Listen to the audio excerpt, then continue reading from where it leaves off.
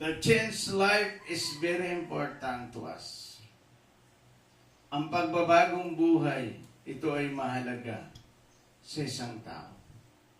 Sabi niya dito, ang kabutihan mo'y magliwanag katulad kung araw, kung tanghaling tapat. Ito yung maganda na yung pagiging Kristiyano natin, simula nung tinanggap natin si Kristo bilang Panginoon at tagapagligtas, pinapasok natin sa ating mga puso ang palatandaan ng ligtas na tao ay nabago ang kanyang buhay. Kaya sabi niya dito, ang kabutihan mo'y magliliwanag katulad ng tanghali kung araw.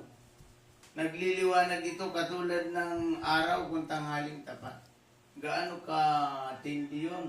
Kapag ang araw ay nagliliwanag, lahat ng kasulok-sulukan ng ibabaw ng mundo nito ay makikita mo. Amen?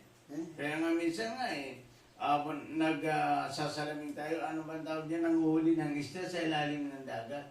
Nakikita ito kahit sa ilalim ng dagat dahil yung araw na ito ay matindi yun. Ito rin yung inalintulad ng isang Kristiyano dito. Sabi niya dito, ang kabutihan mo'y magliwanag katulad ng araw kung tanghaling tapat. Ito yung maganda na makikita natin na yung kabutihan natin, nakikita ito ng Diyos at nakikita ng mga tao. Bilang Kristiyano, nakikita ito. Nakikita ito kasi sabi dito sa Kawikaan, mapalad ang isang ama at ina na namumuhay sa katwiran dahil yun ang sinusundan ng kanyang mga anak. Mapalad yan. Kaya dito, binanggit dito sa mga awit, ang kabutihan mo'y magliwanag katulad ng araw kung tanghaling tapat. Iyon bang mabubuti nating gawa? Nakikita ba nito ng mga kasama natin sa buhay? Nakikita ba ito ng mga kaibigan natin? Bilang Kristiyano, yung ating buhay ay nagliliwanag ba ito katulad ng araw? Na nakikita ito ng ating mga anak? Nakikita ito ng ating mga kaibigan na tayo ay Kristiyano, may binagong buhay. Mayroon doon isang bulag dahil sa kanyang pananampalataya sa Diyos, naligtas ang kanyang nanay at kanyang kapatid na babae.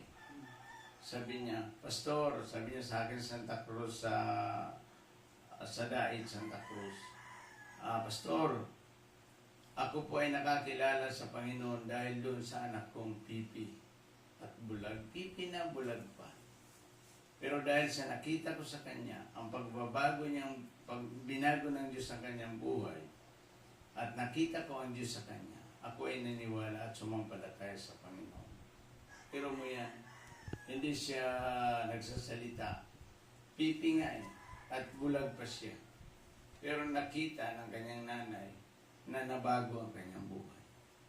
Nang mahalaga kahit sabihin natin tayo ay Kristiyano ako ay nagsisimba, pero hindi naman nababago ang ating buhay. Walang kwentang tao yan.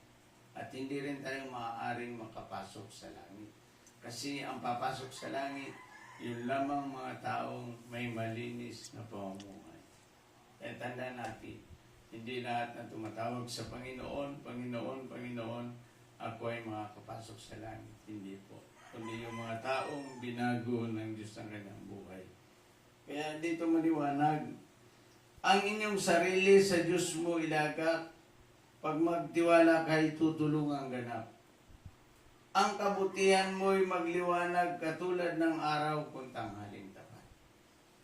Sa ating buhay, ang tanong dyan, dapat si Kristo makita sa ating buhay.